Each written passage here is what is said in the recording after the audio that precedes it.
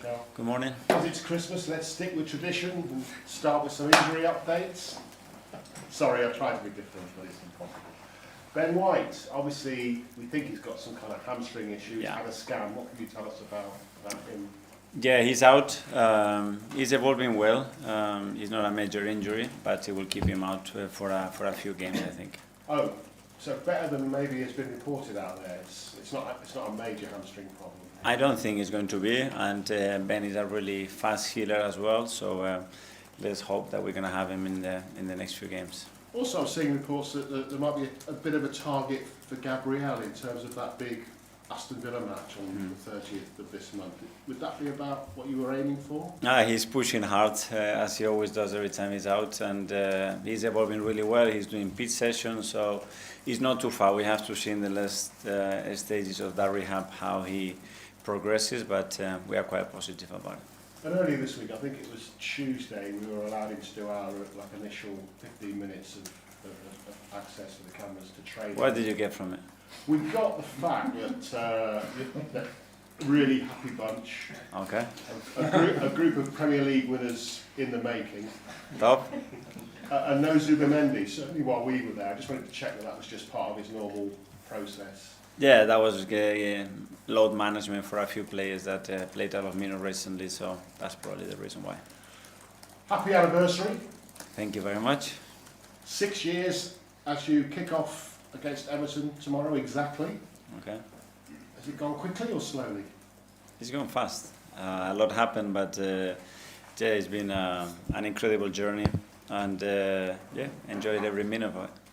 And obviously your first game, you weren't in charge, but you were in the stand. The first game after you were appointed was at Everton. I think Carlo Ancelotti was in the stand as well. And back to Everton tomorrow, but a different stadium. How will that feel? Because obviously your connections with Goodison.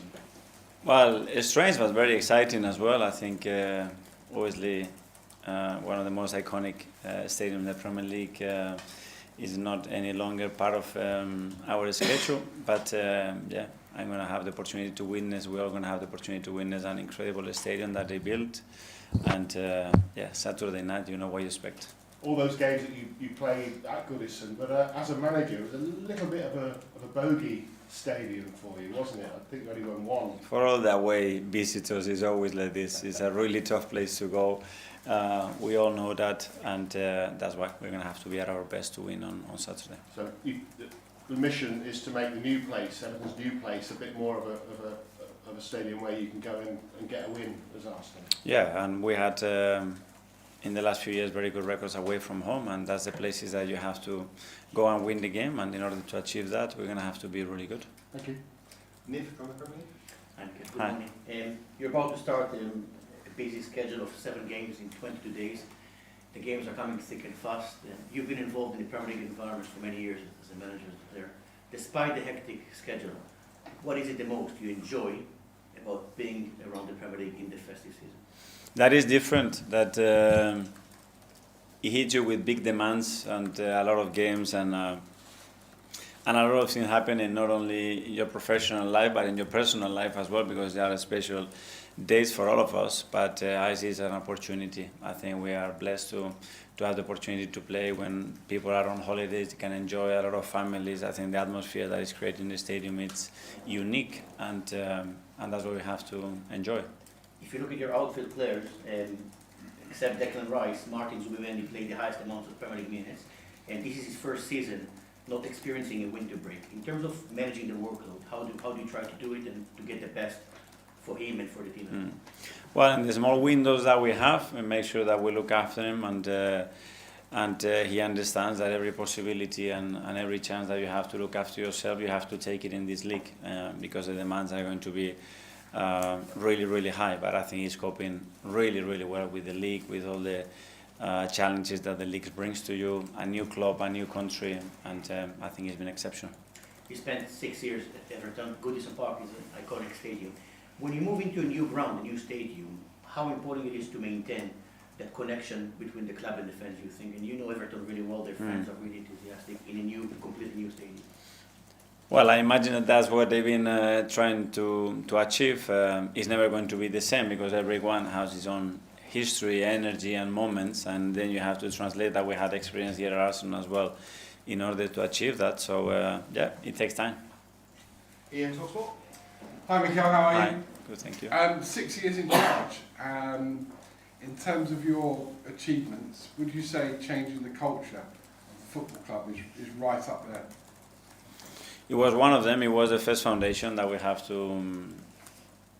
to sit, and I think that was done pretty rapidly. Maintaining it something that is very, very difficult, and you need a lot of good people and very aligned people to achieve that. I think we have that in a really strong and solid way, but all the things socially, the transformation has been around the club in terms of the size, in terms of revenues, in terms of the squad that we build, the value of the sporting success that we had, even though we haven't won any major trophy yet. I think it's very, very consistent, so we're in the right place. You mentioned not having won any major trophies yet. That could come this season. You seem a very modest man. You like to share around all the praise. How much, though, really is this all down to you? But one man cannot really change anything, especially when you talk about the size of the history of this football club. You need a lot of good people, very committed people around you with the same vision, the same work ethic, the same passion.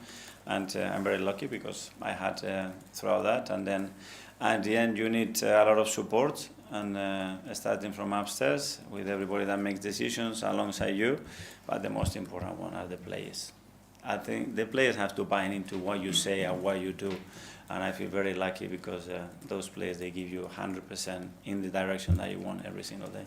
Tomorrow you face a man who brought you to English football, and maybe apart from the grey hair, not much has changed about David Moyes.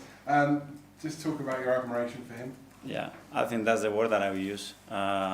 Gratitude and admiration. I think he taught me the love that he's got for the game, and then the integrity that the game requires at any cost. You know, I think he's a remarkable man. I think the way he managed the club, the people, his players, it's outstanding, and I'm very grateful for everything that he did for me, for Everton as well. But I think in general for English football as well, because he's been an example of how to behave in good moments and in difficult ones. That is normally when you see how people are, and I think David on that is something extraordinary. Finally, a slightly left field question, not football-wise, but if I could wrap you up a little present for Christmas Day, what would you like to get? Win. all the games that we won. No, that's it. After the rest will come naturally, but my mood, my energy is going to be much better, so that's what I want. We'll go to Matt from the Standard. Hi Mikael. When you took charge 6 years ago, what chances then would you have given yourself of still being here now? How much would I bet, you mean? I don't know. If I say, okay, I never coach at the highest level, I come to a club that is in a difficult stage of its history, and the recent past of the previous managers, I don't know. But you have to take this job day by day. I do the same on day one, that today. Do your best, do what you feel, make sure that the people are on board with you in what you do. And that's it. And then at the end, in my job, at the end, it's about winning football matches. That's it. And up front, Mikel Merino's, you've used him primarily, I guess, when injuries have sort of left you short of other options. At the moment, you do have more options, but Victor Back and Gabby. Even with them fit, do you still sort of see Mikel as an option to start up front ahead of them? Yeah, he's certainly an option. I think he's giving us every reason as well to consider him in a really serious way. You look at the goals that he scored and the importance of those goals. I think he needs to be right up. And with, I guess, Victor still adapting, is Mikel almost at the moment maybe a more natural fit for the team and how they've been used to playing? I don't know if this is the word, but he's a player that has done a job with his qualities and in the games that we demanded his qualities. Victor brings many other different ones, and it's great that we can have those, and now Gabby as well, which he came in the last two games and made an impact in the game. Hi Mikael. Last week you said Kai Havertz was doing stuff on the pitch. I was just wondering if that's still the case and how close he is to coming back. He's progressing really well and quite fast in the last few weeks. So we are really positive that if everything continues like that in the next training sessions, he's going to be with us soon. And you mentioned that away form over the last few years has been really strong. But in the last 3 Premier League away games, I think Arsenal have conceded the first goal in each of those. So Sunderland, Chelsea and Aston Villa. What do you put that down to? Because I think after the Wolves game you mentioned defensive habits you didn't like to see. And was that something that crept in from those games, or was that more individual? It's about consistency. I think we've lost 1 game in 21, away from home. So that tells you in this league the difficulty of that. But if you want to continue to that, you have to hit almost perfection in a lot of things that you do. We've lost 2 games in the last kick of the game, 2 possibilities to win the games as well. But that's what we have to learn and do it better. Tom, football. Hi, Mikael. You mentioned after the Wolves game about things deteriorating when you don't get to train as often as you would like. You've obviously now had this first midweek off, and I'm curious, what have you been able to establish? What's been recovered in this week that had deteriorated in those weeks? Well, sometimes it's the level of energy and consistent energy that you need throughout a game to sustain when you have played with so many minutes in their legs. And other things are small things like we talked about, those defensive habits or connections that you don't build because you don't have to do that. And this week we have time to work on them, and hopefully we're going to see an improvement on Saturday. And you're playing in a brand new stadium as well this weekend. We've seen a lot of new stadiums built. West Ham, of course, moving to the London Stadium, Everton moving off, Arsenal back in 2006 as well. And those types of atmospheres and the old grounds that were so intimidating, do you ever feel like they get lost when a team moves to perhaps a bigger, more broader arena-style stadium? I don't know. Sometimes when you change the location, maybe as well. But I don't know. We're going to have to go and witness how it looks like on Saturday night. It is going to be different to the previous one. You cannot expect to have the same one, but I think it will bring some good and positive things as well, I imagine. Okay, last year in the live section, firstly Harry, BBC. Hi, Mikael. Hi. When you've got all your forwards fit, you've got lots of options at the moment, which means I'd imagine you've got more headaches in terms of selection. So what's the process in terms of picking who plays for which game? Is it about the opposition? Is it about who's ready? How do you kind of come to the decisions that you do? So far we are in December. My headaches have come with having no options in the front line and not options in the back line. That's the headaches. I haven't had headaches the other way around. I hope that I do. It won't be headaches. It will be difficult decisions, but they're going to make the team better. The headaches are when you have to make decisions that you're making the team weaker, or you cannot make decisions because you're going to expose other players or players that if you give them too much game time, probably they're going to get injured as well. So that's the headaches. And just going back to Kai very quickly, is there a game that you have in mind that you're hoping for him to be part of the squad for? I do. I don't want to say it because, again, I think in that last part of, especially after such a long time, that part of the rehab, I think we need to be cautious and we need to go really firm with every step that we take along the way to make sure that when he's back and he's back for the long term. James is here. Hi, Mikael. Hi. There's a lot of focus on Victor Gyökeres after Saturday. Just in general, can I just ask you to assess his first few months at the club? How would you evaluate that? Well, I think the level of attention on him, it hasn't changed since he signed to today. It's normal. Everybody was so excited to bring a 9 into the club. We did it. We brought a player with an incredible goal scoring record that had to adapt to the league. He had no pre-season. The first few weeks was difficult because physically he wasn't in his best state, and he's a player that needs that, like any other player in this league almost, to perform at that level. Then he kicked on. I think he had a really good period and he got injured.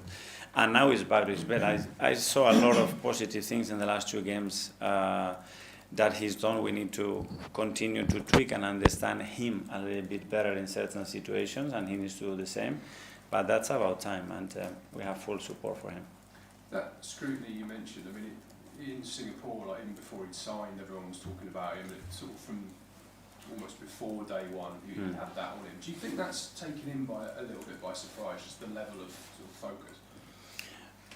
I don't know. At the end, you have to experience it. You can imagine the global impact that you're going to have to deal with when you come to a big club, and the expectation as it is. But after, you have to live it, and living it is always slightly different to your imagination. But he's doing it with a lot of desire. I think his energy level, his commitment, it's absolutely top, and we are here all to help him because we all been here. We all need time. There is always moments, and the strikers have moments. They score more goals, less goals, and we need to be there for him.